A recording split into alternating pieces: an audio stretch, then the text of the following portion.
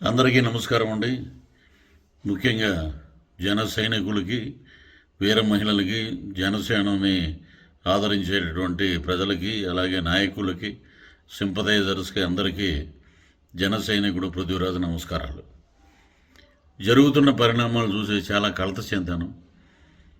ఎందుకంటే మనం ఎంతో ప్రేమించి భుజం మీద మోసే జెండాను కూడా మీరు నేల మీద వేసి తొక్కటం, అలాగే మన ఫ్లెక్సీలు, మన అధినాయకుడు ఫ్లెక్సీలు కూడా మీరు తగలబెట్టడం, పరుషమైన పదజాలాన్ని వాడటం నిజంగా జన సైనికుడిగా తీవ్రమైనటువంటి మనోవేదనని, నా బాధని మీకు తెలియజేస్తున్నాను.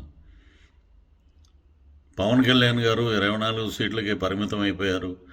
పవన్ కళ్యాణ్ గారి స్టామినా ఇంతేనా, పవన్ కళ్యాణ్ గారి శక్తి ఇంతేనా అనే వారందరికీ ఒకటే సమాధానం. పవన్ కళ్యాణ్ గారు ఒక పార్టీ అధ్యక్షుడిగా ఏం చేయాలో, ఎలా చేయాలో, రాష్ట్రాన్ని ఏ రకంగా మీ అందరికీ ఒక సామాజిక న్యాయం చేయాలి, అందరినీ అసెంబ్లీలో చూడాలి, అందరినీ మంత్రులుగా చూడాలి, రాజ్యాధికారంలో మీరు కూడా పాలు పంచుకోవాలని ఒక మంచి ఉద్దేశంతో వారి పార్టీని పెట్టడం జరిగింది.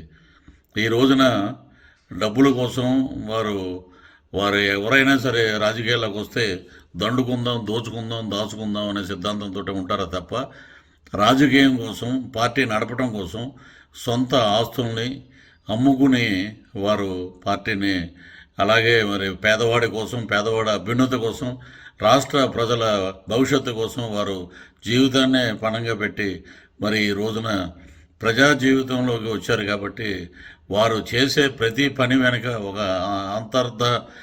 ఒక ఆంతర్యం ఉంది. వారు ఏంటంటే మనకి తెలుసు, వారు డబ్బులకు అమ్ముడుపోరు, పదవులకు అమ్ముడుపోరు, దేని మీద ఆసక్తి లేదు. ప్రకటించిన స్థానాలు 24 అంటే కొంచెం సంయమనం పాటించండి. రేపు తాడేపల్లిగూడెంలో జరుగుతున్న సభ మనల్ని అందరికీ అన్ని సమాధానాలు తెలియజేస్తుంది. కాబట్టి మీ అందరికీ చేతులెత్తి మొక్కుతున్నాను. అందరం కలిసి పనిచేద్దాం. మన నాయకుడి ఆజ్ఞ మేరకు, మన నాయకుడు సూచన మేరకు ముందుకెళ్దాం.